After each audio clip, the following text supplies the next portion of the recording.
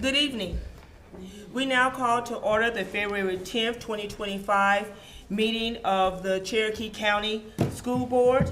At this time, we will ask you to please stand for our Pledge of Allegiance, followed by invocation.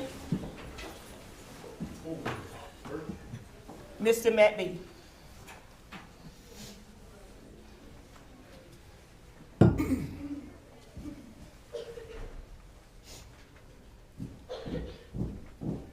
Left pivot, march. Colors, hope. Freeze that. Arms. Attention, salute, pledge.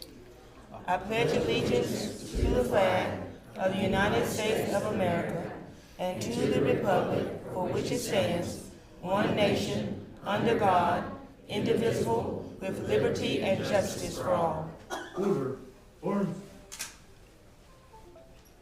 March on, arch. Right pivot, arch. Forward, arch. Forward, arms.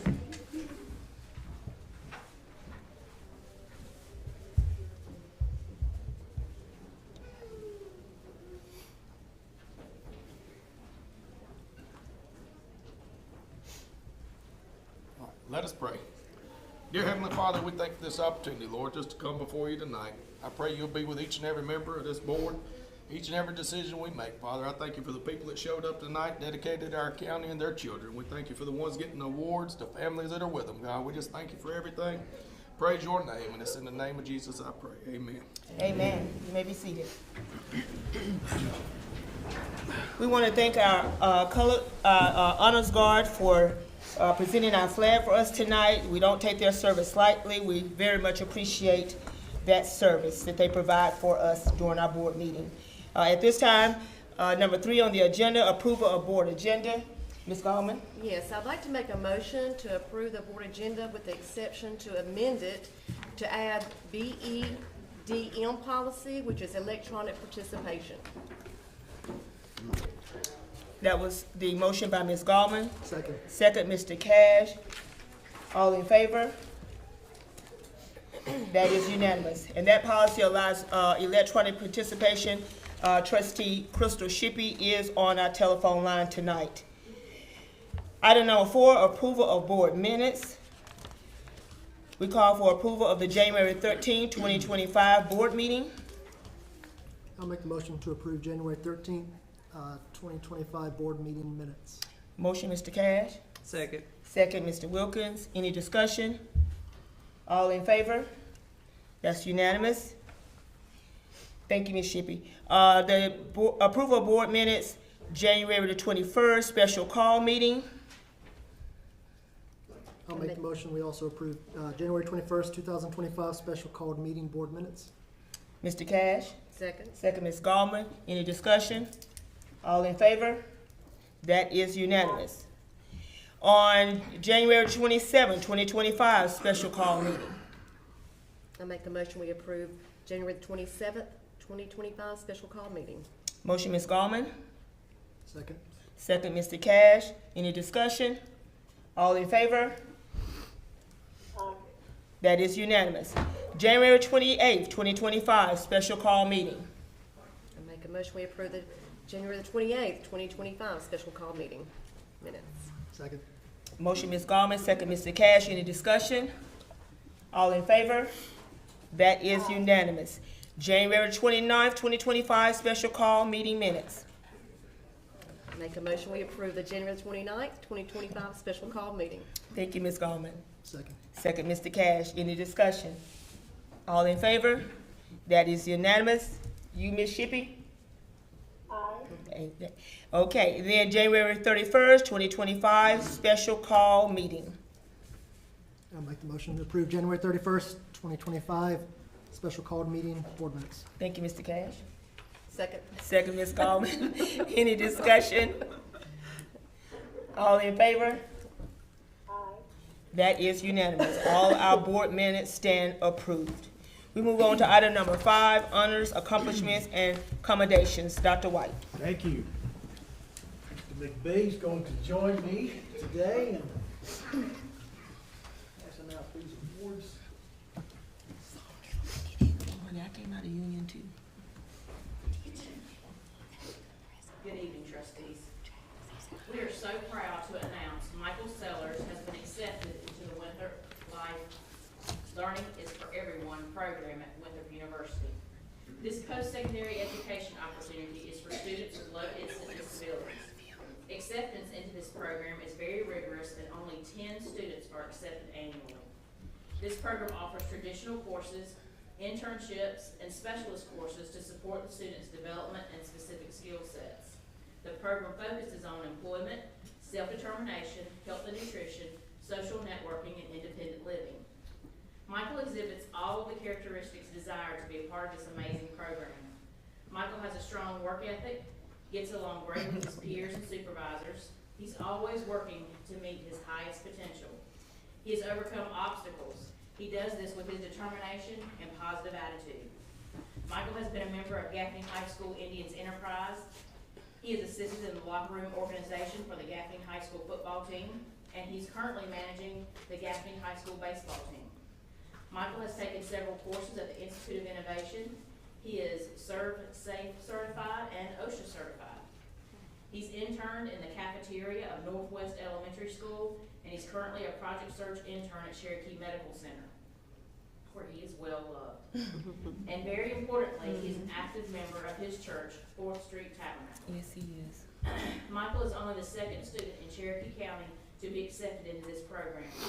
We are so excited for Michael and are glad we have had the opportunity to be a part of his educational journey. Michael, we know you're going to do amazing things in your future, and we cannot wait to watch you soar as a Winthrop Eagle. Congratulations, Michael Sellers.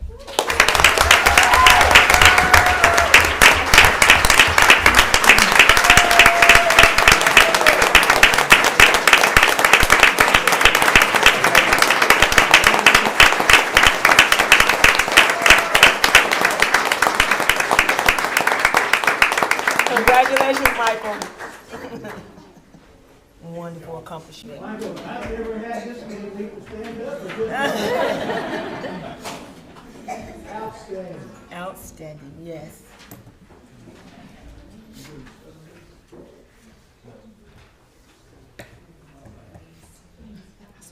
Let me have, Mr. Atkins and, Hornets here. Where is she? Saul. Come on up here. I'll let you talk a little bit about your person, okay? All right. You can talk a little bit about your Draytonville. Draytonville. Draytonville. I'll talk about it. Yes. Okay, you do that, all right? Okay. Mr. Ryland Kozik, could you come forward, please? Ryland is a 5th grade student, and Ryland was the school winner of our spelling bee, and he was the runner-up in the district spelling bee. He can play golf just as well as he can spell words. Awesome. But he is very, very much involved in our school. He does announcements for me. I can go on and on all day about Riley, but we are super proud of him for representing our school and our district. Congratulations.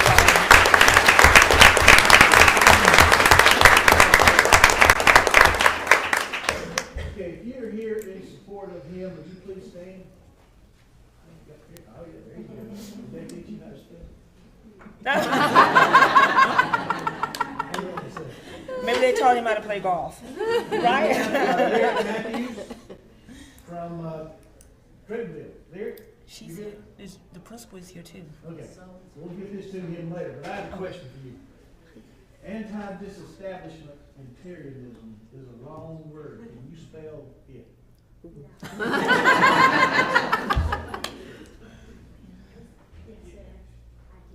I asked if he could spell it.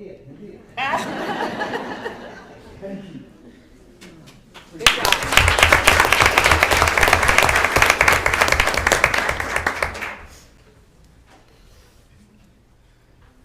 It's now time to honor our Crystal Apple Award winners for the month of January. So our administrative award goes to the assistant principal at Northwest, Ms. Kayla Gallo.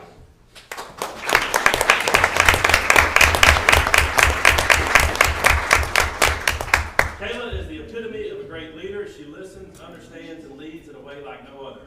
She is great with teachers, students, and parents. Kayla fosters a positive and collaborative environment where everyone feels valued and heard. She consistently goes above and beyond to ensure that challenges are met with thoughtful solutions and clear communication. Her ability to inspire and empower others has significantly contributed to the success and growth of our school community. Thank you, Kayla.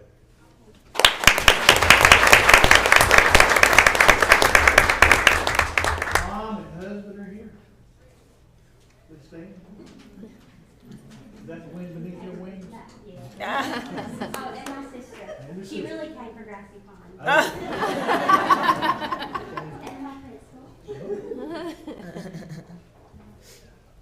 Our teacher of the month is course teacher from Drakeville Elementary, Ms. Alana Ballou.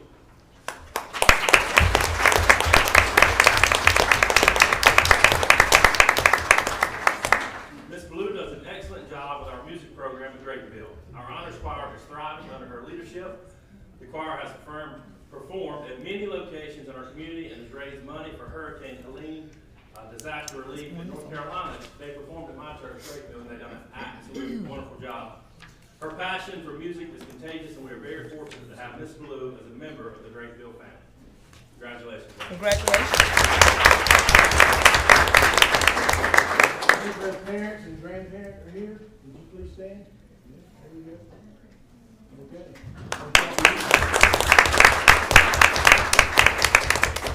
Our substitute of the month comes from Gaffney Middle, Ms. Samantha Judd.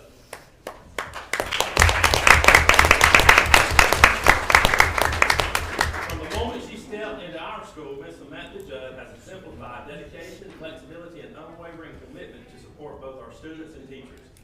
Ms. Judd has gone above and beyond her role, demonstrating work, hard mentality, and a positive spirit that has made a significant impact. She was hired first to assist our 7th grade math teachers, and without hesitation, embraced the challenge, stepping in to provide instructional support, classroom assistance, and reassurance presence, to have a reassuring presence for both students and staff. Her selfless service, relentless dedication, and uplifting spirit make her more than deserving for this honor. Congratulations.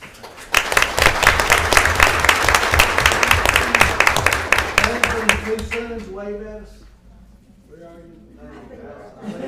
They abandoned. We'll get a sub for them. And our last recipient is a member of our district office staff and student services, Ms. Kristen McLean.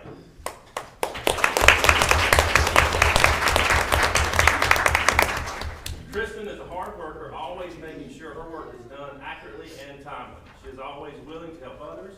She works well with staff, teachers, and parents. Kristen simply wants to do what is best for our students. She is a true team player who approaches every task with professionalism, ensuring that needs of our students and staff are always prioritized. She is an asset to our Student Services Department and the Cherokee County School District. Congratulations.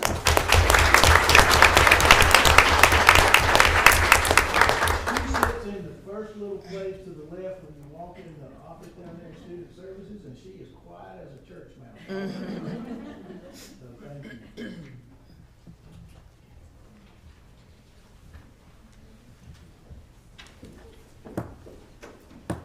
Good evening. Good evening. Here tonight to recognize Dan Jones as he approaches his retirement. What truly makes someone great? I've watched Dan Jones coach Gaffney High football team for many years. The majority of those years were spent as an assistant principal at Gaffney High. When I became principal of the school, I always go to the field after the game, whether they won or lost. These moments are where I saw his greatness. It is easy to have those pep talks after a win, but it's quite the opposite following a loss or the end of the season. I watch young men cry during these moments and gain an understanding of what football really is about. It is a game, but it also teaches core values that sometimes get lost in this world. At the close of each post-game meeting, he would always end it with a prayer, beginning with "touch somebody." This being symbolic of the team they were yet coming together as they went on with the Lord in prayer.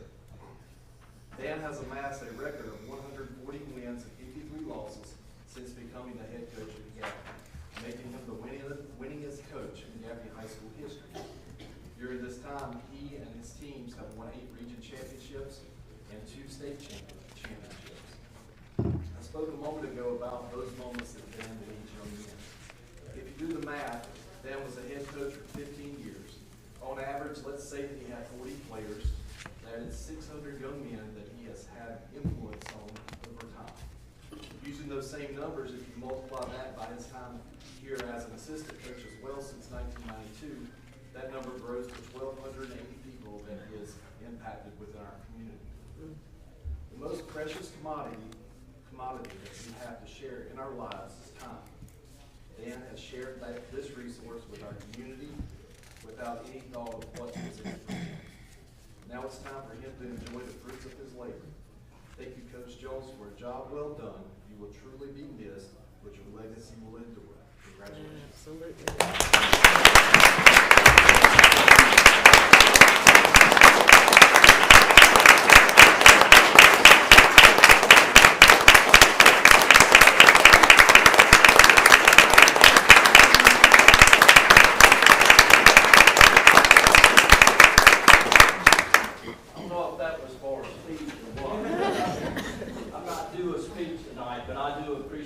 Certainly, the time that I've spent here has been a blessing to me and my family, and I have a daughter, and of course, and she loved it, and fortunately, she was lucky enough to be a senior the year we won it, and that was something I'll never forget. But, you know, these guys and the kids I coach is what makes it all worthwhile.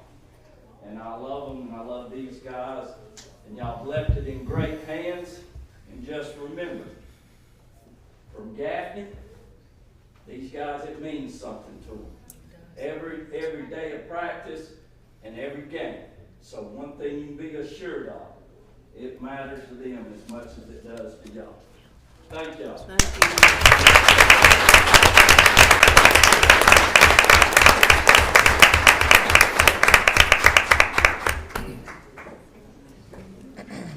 All right, I think next we have some folks from Grassy Pond. Who's going to introduce them?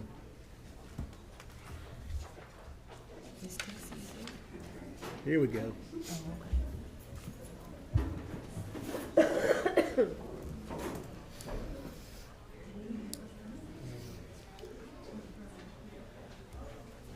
everybody. Hello.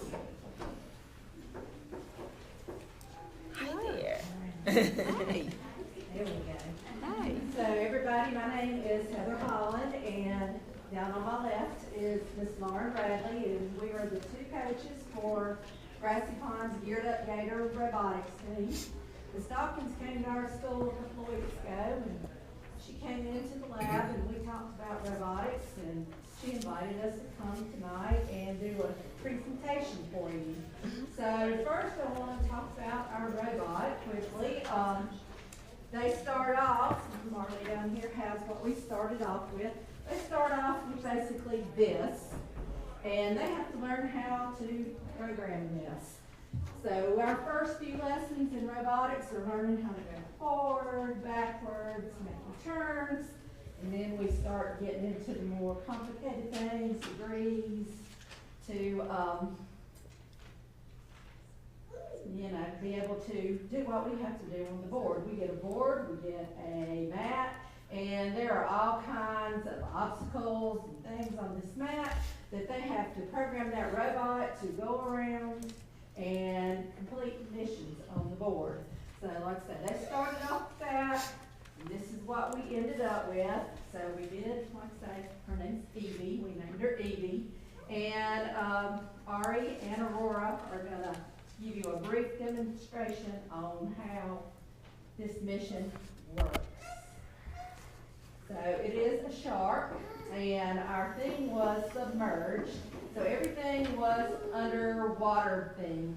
And so they had to drive that robot from a home base and get it, let's say, around all these other missions and obstacles, and get it over here to this sharp.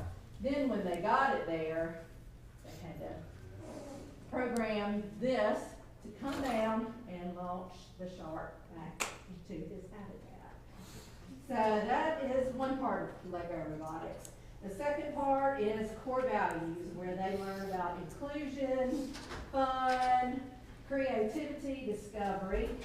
There are judges the whole time at the tournament, walking around incognito, watching just to see how they interact with each other. The third part that they have to talk to the judges about at the tournament is, like I say, how we evolved the robot to get to this, to solve our missions. And then finally, they give you a very broad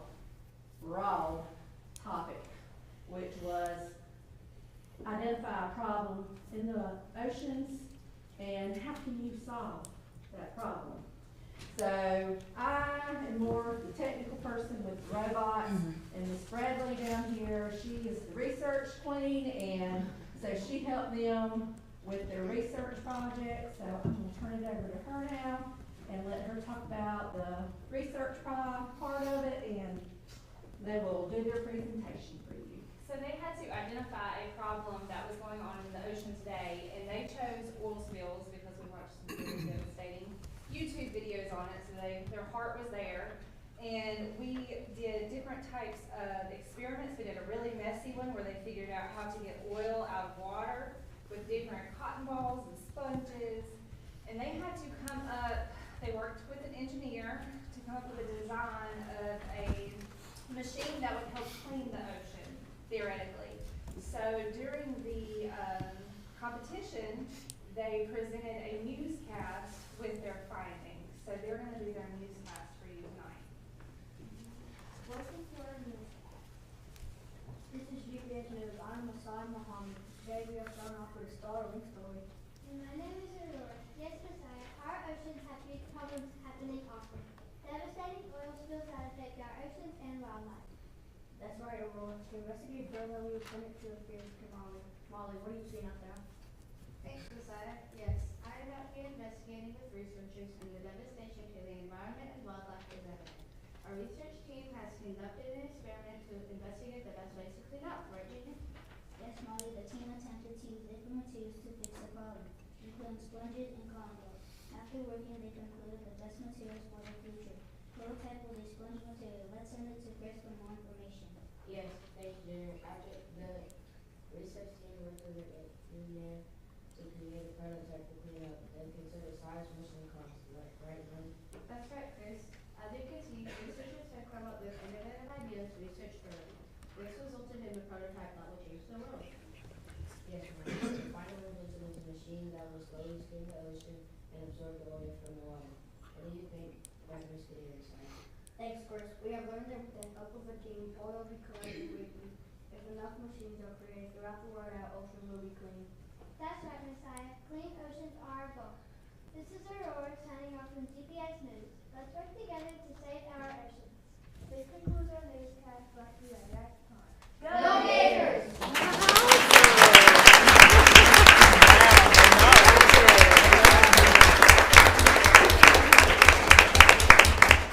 We thank you for your time and letting us do our presentation. And for one quick second, I do want to fully introduce our team. We, for the first time in Grass Upon history, went past qualifiers and made it to regionals, so we are super proud of them. This is Ariana Powell, Aurora Owens, Junior Valagas, Messiah Muhammad, Marley Strode, and Chris Rice. Very nice.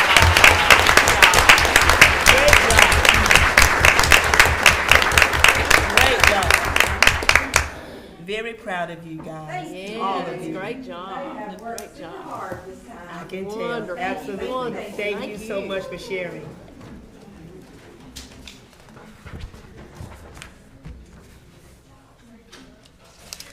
Before we continue with our agenda, if there's anyone who would like to be dismissed at this time before we proceed, you may do so.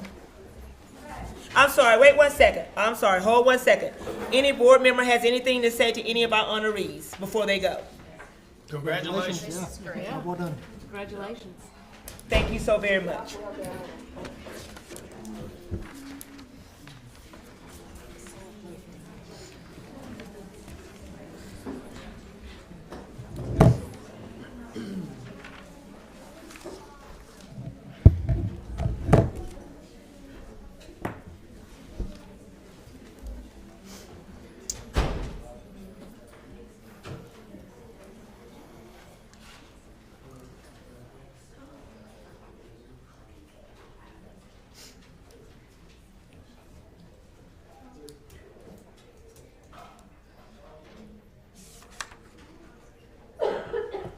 We now have item number 6 on the agenda, School Board Policy BEDH, Public Participation. There were not any at this time. Action, item number 7, action items. Dr. White? We have several tonight. Let's start with the first one recommended for approval by the Budget Committee. So Green, Finney, Cawley were our auditors this past year. We approved them for 1 year. I think it was for up to 5 years, but Ms. Isom, this past year was kind of like the test drive, so we are recommending that you extend the contract for them through next year for sure. And this is a recommendation from our Budget Committee. So at this time, is there any discussion? All in favor of approving the contract extension for Green, Finley, and Cawley LLP? Raise your hand. Ms. Shippey? No. Okay, that is all in favor with the exception of Ms. Shippey. So that is the. I apologize, Ms. Dawkins. I am in favor. I apologize. I'm sorry. So that is the majority. Very good. So the next two items deal with makeup days, and the first one is relatively easy, so let me knock it out first because I don't think there will be a whole lot of discussion about it. But for the second one, I'll have quite a bit of explanation. So Board Policy IC deals with the school year, and one section of it deals with makeup days. And so it basically dictates the same thing that is in state law, that any days lost due to snow, extreme weather, etc., that the board will designate at least 3 days on the calendar that will be makeup days. So once those days are used or no longer available, then the board can forgive up to 3 days. So it takes a majority of the board to waive makeup of at least 3 of the days, and that comes after we have identified and made up the 3 that are on our calendar. So the first thing that we're asking for is for the board to waive 3 of the makeup, 3 of the 7 days that we have missed due to Hurricane Helene, as per Board Policy IC. Do I have a motion to approve the waiver of 3 days of school? Madam Ms. Chair, School. I'd like to make a motion that we approve to waive the 3 days of school. Motion, Ms. Shackelford. Second. Second, Ms. Gallman. Any discussion? All in favor? Aye. That's unanimous. So the second action item has to do with what those 3 days that we have to make up will be. And there's a little bit of confusion, I think, at this point about whether we have to make up those 3 days or not. This afternoon, I received some communication from Representative Lawson, who helped us out and shared some legislation that has been proposed. And the odds are very good that this legislation, this bill, will be passed in both the House and the Senate and probably signed by the governor as well.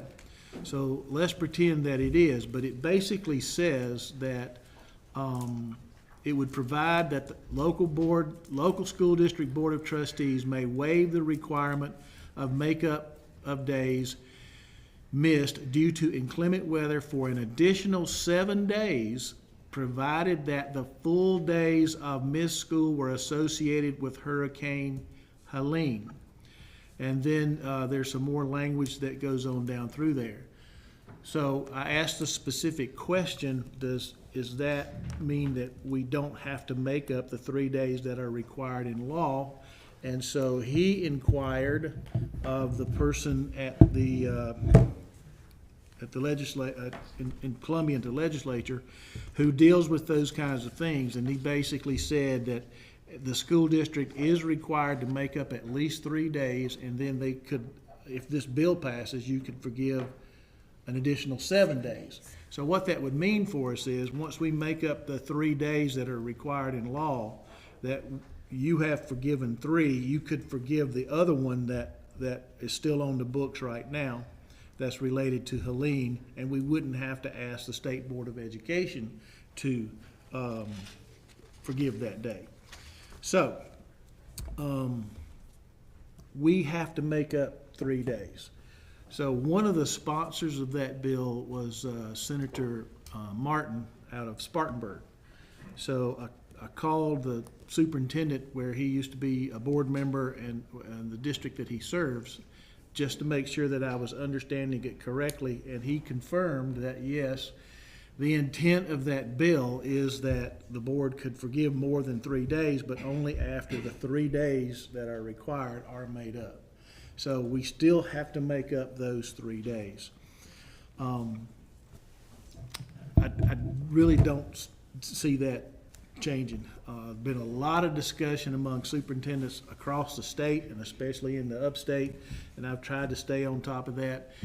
We've done what we could to try to convince folks that all of the days related to the hurricane should be forgiven, and then we'd be in pretty good shape. We would have really only 1 to make up. We've missed 2 other days. We made those up with e-learning days. So we have 5 e-learning days. We've used 2 of them, so we have 3 left. An e-learning day can be used as a makeup day. All right? And that's what we plan to do, to use those e-learning days as a makeup day. We're in the middle of February, so assuming we don't miss any more days or have to use an e-learning day between now and when spring comes, we'll be in pretty good shape. All right, but if we miss another day and have to make it up with e-learning or some other way, then we're going to be forced to be very creative about how we make up all of our days. So we looked at the calendar. February the 17th is a day that had been planned for a holiday. I think it's President's Day or something. And so we weren't planning on being in school on that day. The days we identified as our makeup days are April 18 and then the 2 days after Memorial Day at the end of the school year. Those are makeup days. So we have tried to avoid having to come back to school after Memorial Day. And the only way to do that, not using those 2 days, is to find 2 days in addition to April the 18th as makeup days in this school year. So we originally thought about using one of the spring break days and didn't get a lot of traction with that idea. So the next option for us for a weekday where we had not planned to be here was February the 17th, okay? So what we are proposing is that February the 17th and April the 18th be identified as 2 of our required makeup days, and we still have 1 to go. Assuming we don't have any other bad weather, then we could use a Saturday, or we could use extended days for about 4 days of a week. We could extend the school day by about 2 hours, I believe it is, and would have that day made up. So we've got some options moving forward. But at least for tonight, our recommendation is that we use February the 17th and Friday the 18th as 2 of those 3 required, and that those days be designated as e-learning days. So while it was a holiday and no one was coming to school for students, they would still not be at school, but they would be e-learning on that day. Now, to account for the possibility that they have plans for that really can't get around, we're also suggesting that the time for submitting the assignments for those e-learning days be extended from 3 days to 5 days. So instead of just 3 days to make up the work, they would have 5 days to make up the work. And our suggestion in this recommendation is that our people show up at school on the 17th and on Friday the 18th and be in the building on that day and available to students during the time in which they would have been in class to handle questions or anything else that comes up with the e-learning. So that's where we are with that. Let me see if we have any questions.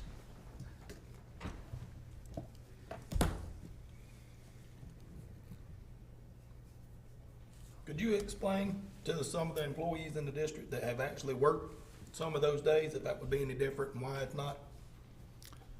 I'm sorry, say it again. If anybody worked those days, why it would be different for them versus somebody that didn't actually come to work on those days? The days we missed during Helene? Yes, So those 7 days that students were out, 6 days that our faculty and staff were out, not all the staff were out on those days. We had some who did come in. Many of the district office folks were here, mostly 12-month employees. The hourly employees that we brought in, maintenance staff and lunch staff, we actually paid them for those days. So it was like time and a half for them to be here on those days. Everyone in the district who was out those 6 days, no one has missed a paycheck. No one has been docked any pay at all. So appreciate that. I'm sure they appreciate what the board has done from that standpoint.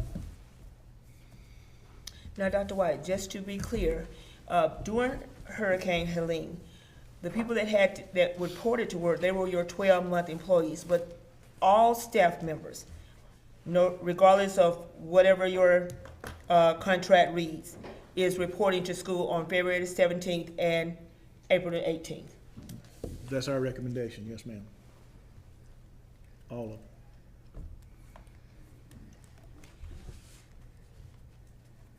Dr. White, when do you propose identifying the third day that would be made up? Before the next regular board meeting in March, we'll Okay. have that date identified Okay. and a recommendation to you.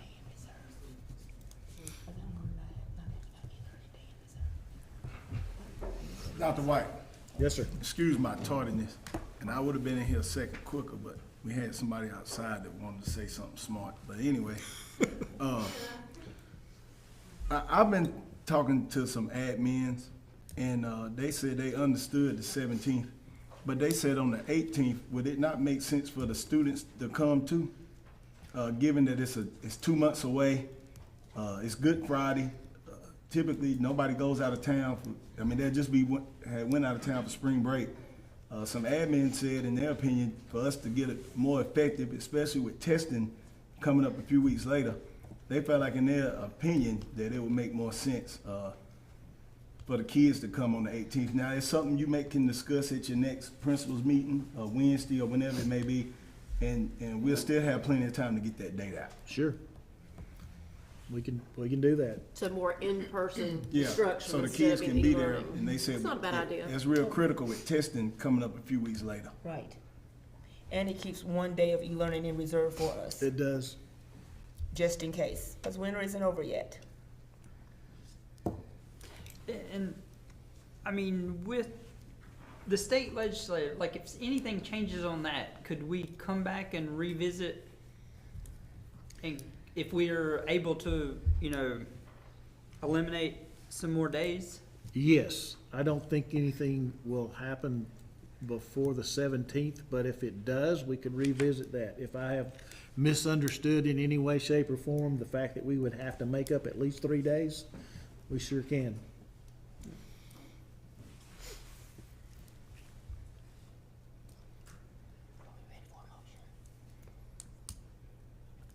Any other discussion? So, do we need a motion now since we're Yes, so- rectifying this sum? Yeah, let me read the recommendation once again to make sure everybody's on the same page. And understand that April the 18th is far enough away that, that could be adjusted should we desire to do so. So the recommendation is that Monday, the February the 17th and Friday, the April the 18th be used as 2 of the 3 required makeup days by utilizing e-learning for students on those days. Teachers and staff are required to report in person to their assigned sites on those days. Teachers are to be available to students online during the time they are normally scheduled to be in class, and the time for submitting assignments will be extended from 3 days to 5 days. One other caveat, any employee with an unavoidable conflict on the 17th, that makeup day, could contact his or her principal or supervisor for direction on that day. We will make whatever accommodations we can.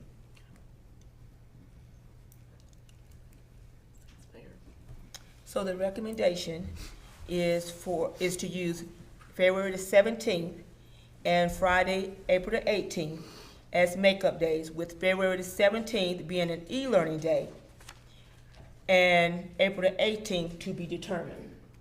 That is the recommendation. Any discussion? All in favor? We got a motion. Oh, I'm sorry. It was a recommendation from the, No, it didn't come from committee. it didn't come, oh, I'm sorry. Yeah. I need a motion then.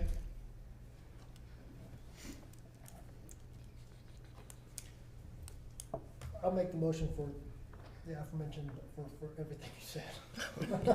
Thank you, Mr. Cash. That was a mouthful. Second. Second. Second, Ms. Gallman. Any discussion? Just one quick thing. What are the other districts? Are they sort of following the same protocols as this? Except for the specific days, they're struggling with makeup days as well.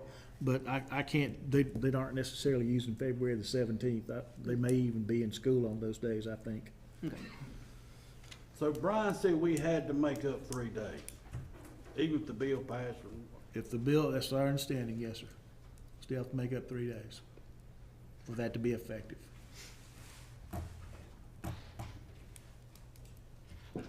And I promise you, if that changes, I'll be the first one on the bus. So we have a motion, we have a second. Any other discussion? All in favor? That is Mr. Cash, Mr. Greer, Ms. Shackelford, myself, Ms. Galvin, Mrs. Surratt, Mr. Wilkins, Ms. Shippey. In approval, Mr. Matt B has voted. Mr. Matt B, you have the same right. Those who are against, raise your hand. Mr. Matt B is against. The majority rules. Next item for action is the approval of several board policy updates. These policy updates have been presented to the policy committee. The policy committee recommends approval for each of them. The administrative rules are printed for your information only. And then the policies themselves, this will be the first reading for each of these policies. So it's first reading on policy JFB, school choice. First reading on policy JH, student absences and excuses. Policy GCD, professional staff vacations and holidays, first reading. And then policy GCG, part-time substitutes and professional staff employment. So the school choice and student absences policies, those are pretty much bringing us into compliance with changes in state law and regulations, et cetera. Nothing new under the sun there. The professional staff vacations and holidays, the major change there is adding Memorial Day as an official holiday. And then, what was it for part-time subs? That was allow 19 and 20-year-olds who were in an education program The sub in to be elementary able to school. substitute in an elementary. Elementary level, only, Not yeah. middle school or high school.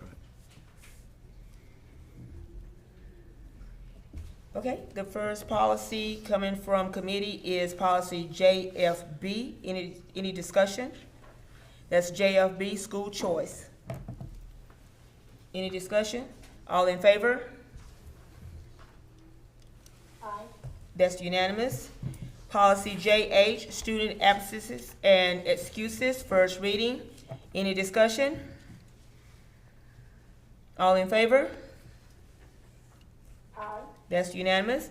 Policy GCD, professional staff vacations and holidays, first reading.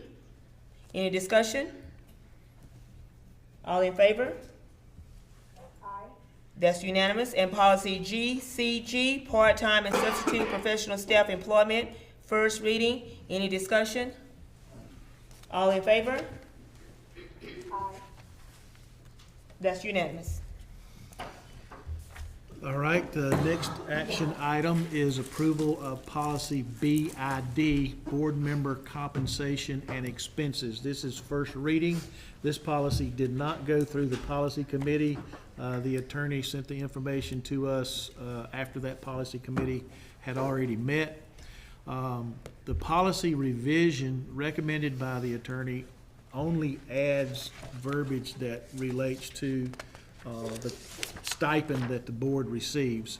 So in that policy, the words, it currently reads, board members receive a per diem for attendance, da-da-da-da-da. And the new language says, board members receive an annual stipend of $6,000 for attendance at the board meetings, et cetera. So that verbiage of identifying the exact amount is the only change on that policy, and it is first reading. Call for a motion for approval of board policy BID, board member compensation and expenses, first reading. Wait a minute. The 6,000 is for what? That's the board member's annual compensation. The whole year? Yes, sir. Okay.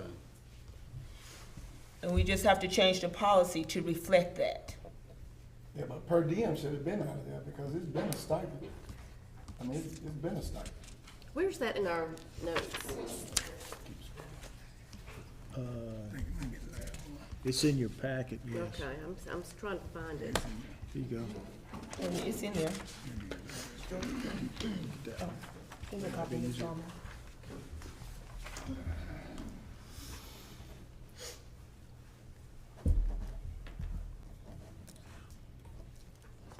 This brings the policy in compliance with action that the board had taken. I make a motion that we approve policy BID, board member compensation and expenses, first reading. Second. Second, Mr. Cash, all in favor? Aye. That is Mr. Matt B., myself, Mr. Surratt, and Ms. Shippey. Those who oppose? That's Mr. Greer, Ms. Shackelford, Ms. Gallman, and Mr. Wilkins. The majority carries the vote.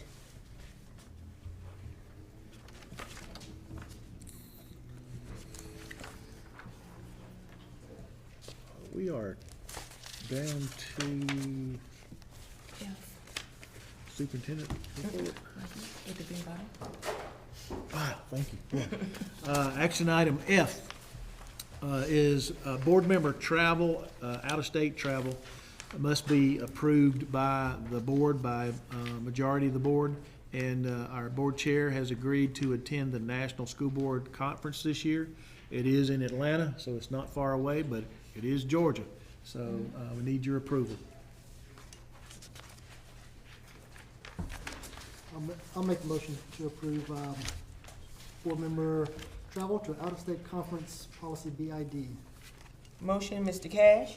Second. Second, Mr. Wilkins. All in favor? What's the dates on that?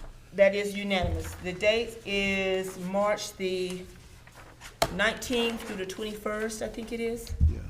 You should have a sheet in your folder that's got significant dates on it, and it's listed on that one. Okay. On to the next item. Okay, superintendent's report. Dr. Dukes, was there something you wanted to share about high school course mathematic instructional materials? We have the public review on February 20th from 8 to 4:30. February what? February 20th. 28th? 20th, I'm sorry, I can't hear. In this room? So they will be displayed for the community on the 20th and presented to the board in March. Is that correct? Okay. What time on the 20th? It's 8 to 4:30. Oh, okay, okay. Is it like a drop-in? Okay. Ms. Isom, Finance? So right now through December, we have $38.10 million in revenue. Our expenditures were 44.4 with a negative balance of 5.9. But we have 41% of our local revenue compared to budget last year. In January, we should pick up the rest of our taxes and be within 50% of everything that we should be coming in for the year. State revenue tracking as it did last year according to what we have. Expenses were 44% over the budgeted amount. Last year was 39, we're a little high, and that's just time and depending on, when we pay bills. Do y'all have any questions on those? Okay, thank you. Dr. Smith? Let you know our career virtual fair will be Tuesday and Thursday of this week. That's the 11th and 13th. On the 11th, we'll be entertaining elementary applicants. On the 13th, will be secondary. That'll go from 4 to 5:30. Again, it's a virtual platform. Dr. Fox has done a great job with this. It's the first time that we're trying this. We've had over 30 apply and sign up to do this, so that's great. That's great. Very good. We've been in-person fairs that haven't had that many people. So I think we've made the right decision here, and all the principals will be involved with that. So looking forward to that over the next couple of days. Also, we've recruited at USC Upstate, Converse, and South Carolina over the last couple of weeks. So that's also taking place. So doing all we can to get them in here.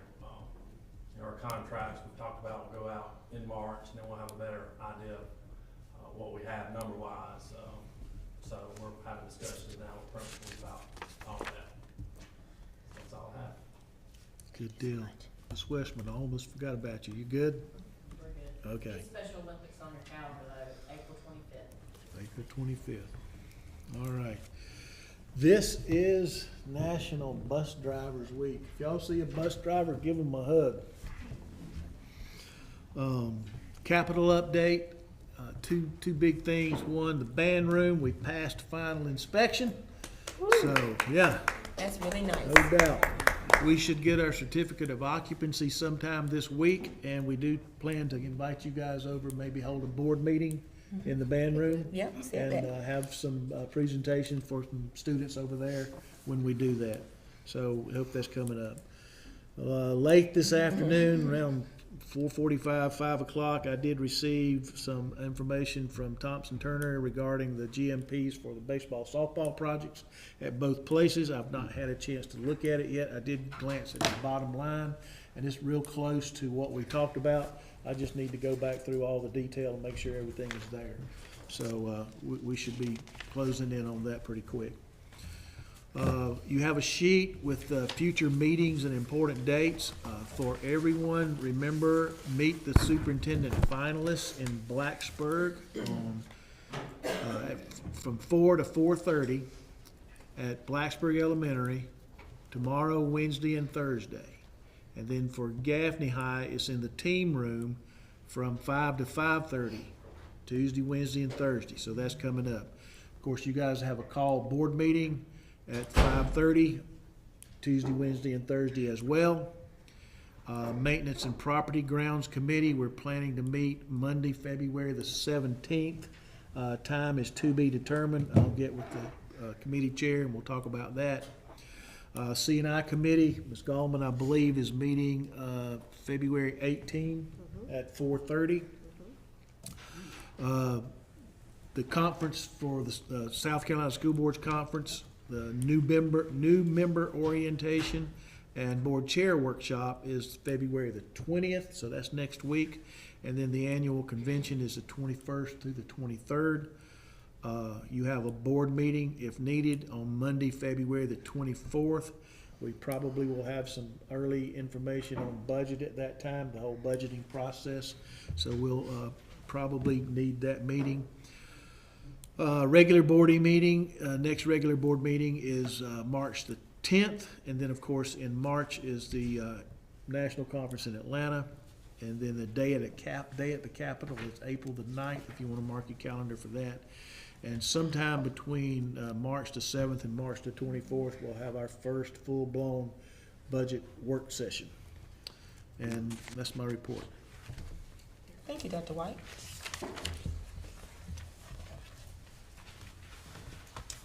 Item number 9 on the agenda, executive session. I call for a motion to go into executive session for personnel matters for the purpose of discussing the employment, discipline, or release of an employee or employees of the district, property matters, and student discipline. I make a motion, we enter into executive session for personnel matters to discuss the employment discipline, release an employee or employees of the district, property matters, and student discipline. Motion, Ms. Gallman. Second. Second, Ms. Shackelford. All in favor? That's unanimous. We are now in executive session.